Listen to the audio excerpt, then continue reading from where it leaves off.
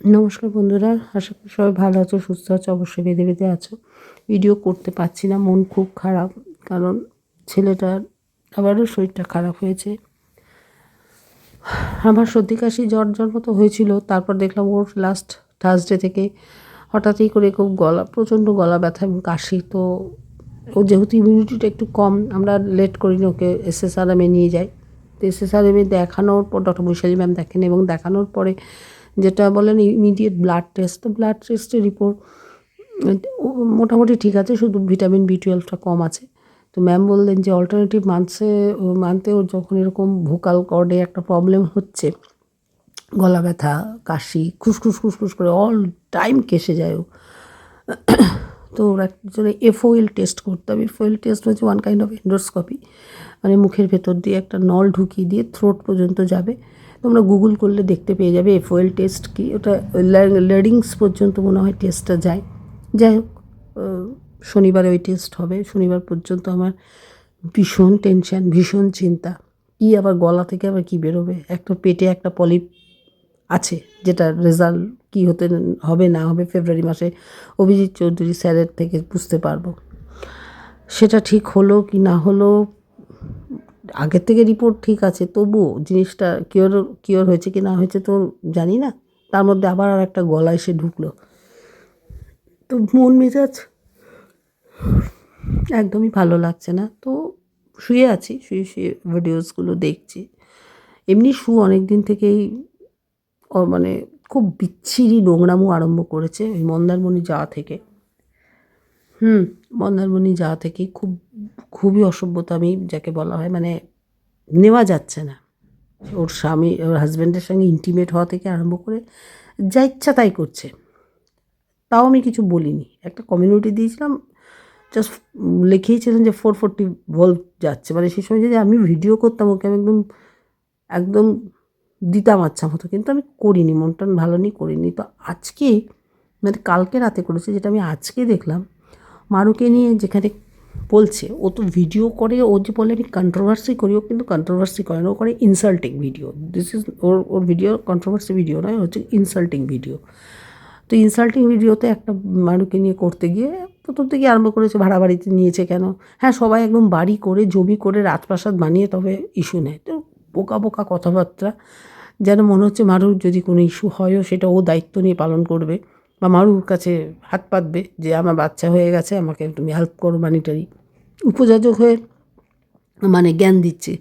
উপযাচকের জ্ঞান কেউ নিতেও যায় না, তবু উপযাচকের জ্ঞান দেওয়ার দরকার। বেফালতু মেয়ে একটা, ওকে বলেছে না মার্দ টাইপই, এক্স্যাক্টলি না, পুরো অ্যাটিটিউডটা না পুরুষালী অ্যাটিটিউড, ওর মধ্যে মেয়েলি ব্যাপারটা নেই। মেয়েলি যে নমনীয়তা, কমনীয়তা, নারীর যে লালিত্য কিচ্ছু নেই। যেমন সেই কারণে ওকে ইনফার্টিলিটি নিয়ে লোকে এত খোঁচা মারে, এবং খোঁচা খেয়ে আজকে সমস্ত মাদের উদ্দেশ্যে আগলে রাখতে বলেছে। ওর কাছ যেন আগলে রাখাটা এমনভাবে বললো যেন যে আমাকে বলছো তো আমার ইনফার্টিলিটির জায়গায়, তোমরা তোমাদের বাচ্চাকে আগলে রাখো, মানে বকলমে অভিশাপ দিল আর কি।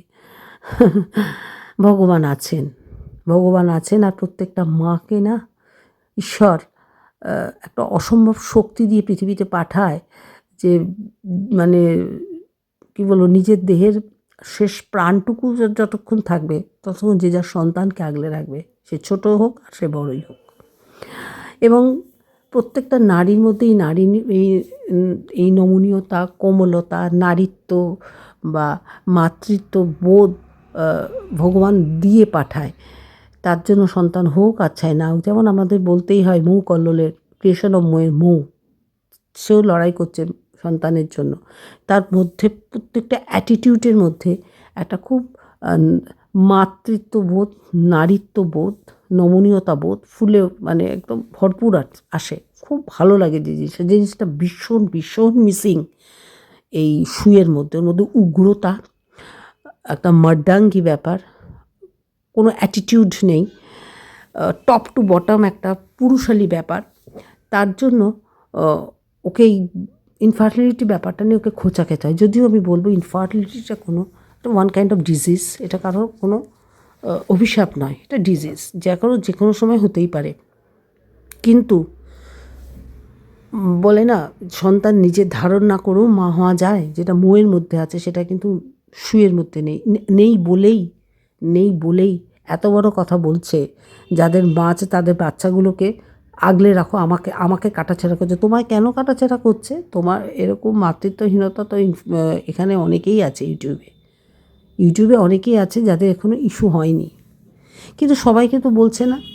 তোমাকে বলছে কেন? প্রত্যেকটা মেয়েদের মধ্যেই একটা ফিলিংসটা আছে, মাতৃত্বর ফিলিংসটা আছে। মৌ যখন ঘুটুনকে আদর করে মনে হয় যেন নিজের সন্তানকে আদর করছে, সকল ভিডিওর জন্য নয়।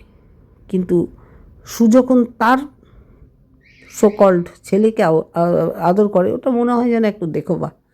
তার কারণ তার টোটাল মাথা থেকে পা পর্যন্ত হচ্ছে অ্যাগ্রেসিভনেস। ও শুধু অভিশাপটা খুব ভালো রপ্ত করতে পেরেছে। এই যে মানে প্রেগনেন্সি না আসাটা ওর কাছে মানে কি বলবো, ওইটাকে হাতিয়ার করে ও যে কোনো প্রেগনেন্ট ওম্যান হোক বা যে কোনো মা হোক, ও অবলীলাক্রমে তাকে আক্রমণ করতে পারে, এতটুকু চিন্তা করে না। এর আগেও তো করেছে, প্রচুর বাচ্চার খারাপ চিন্তাও করেছে। ন্যাচারালি এটা ওর কাছে মানে ও বলেই করছে, যেহেতু মানুষ নয়, যেহেতু ওর মধ্যে মাতৃত্ববোধ নেই, যেহেতু ওর মধ্যে ও নারী নয়, এক্স্যাক্টলি ওর মধ্যে নমনীয়তা নেই, পুরুষ অ্যাগ্রেসিভনেস আছে, অ্যাটিটিউড পুরো পুরুষালি, মানে হরমোনাল ডিসব্যালেন্স আছে, ওই জন্যে এরকম অ্যাটিটিউড আর কি। যাই হোক, তোমাকে একটা কথা বলি শু, যারা মা হয়েছে না, তাদের কাছে সন্তান যে কী জিনিস, মানে কি বলবো, বললাম যে প্রাণের শেষ মানে নিঃশ্বাসটা যখন পড়বে তখনও চিন্তা করে যাবে সন্তানটা যেন থাকে দুধে ভাতে। প্রত্যেকটা মা, সেখানে তোমার মতো মানুষের সাবধানে রাখো, তোমার মতো মানুষের সাবধান বাণী, ডোন্ট কেয়ার। কারণ আমাদের সন্তানরা সবাই নারায়ণ রক্ষা করবে, প্রত্যেকটা সন্তানকে নারায়ণ রক্ষা করবে। বুঝতে পেরেছ? তোমার সাবধানবাণীর জাস্ট মাই ফুট, তুমি যে সাবধানবাণী দিয়েছ, তোমার সাবধানবাণী মাই ফুট, বুঝেছ?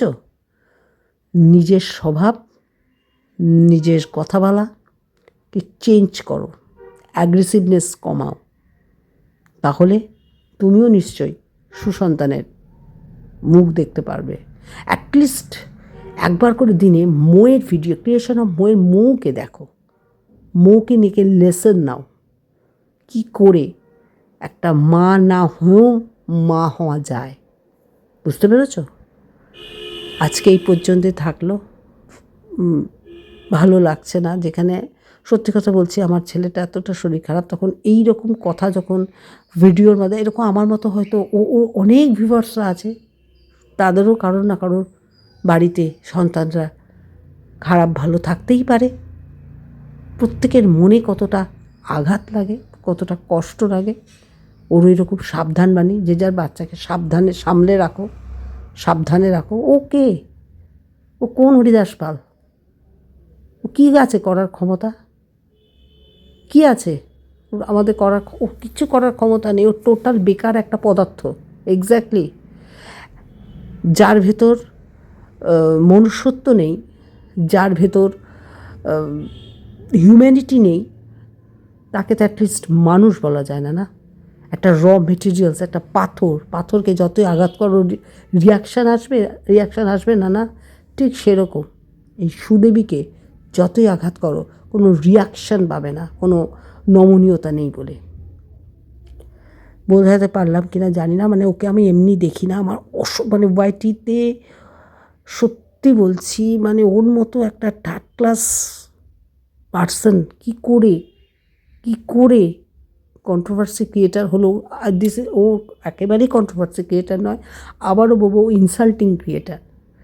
ও ইনসাল্ট করে, কন্ট্রোভার্সি আর ইনসাল্ট এক জিনিস নয়।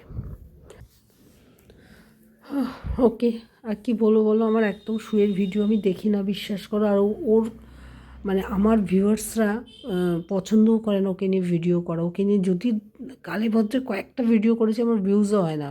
কারণ আমার ভালোবাসার মানুষরা, আমার মনে হয় না কেউ ওকে অবজার্ভ করে। সো এটা নেহাত নেহাত এতটা খারাপ লেগেছে, যেখানে আমার ছেলে এতটা অসুস্থ সেখানে ওই রকম একটা কথা সামলে রেখো, টাকাস করে মনের একটা দুর্বল স্থানে গিয়ে আমার লেগেছে, যে কারণে আমি এই ভিডিওটা করলাম। যাই হোক, সবাই ভালো থেকো, সুস্থ থেকো, অবশ্যই বেঁধে বেঁধে থেকো। শনিবারে ছেলের কী রেজাল্ট আপগ্রেড হলো আমি নিশ্চয়ই জানাবো। আমি লাস্টে আবারও বলবো, কাউকে ভালোবাসতে না পারো প্লিজ অভিশাপ দিও না, প্লিজ প্লিজ। ওকে বাই, সাথে থেকো, পাশে থেকো, প্লিজ। Good night.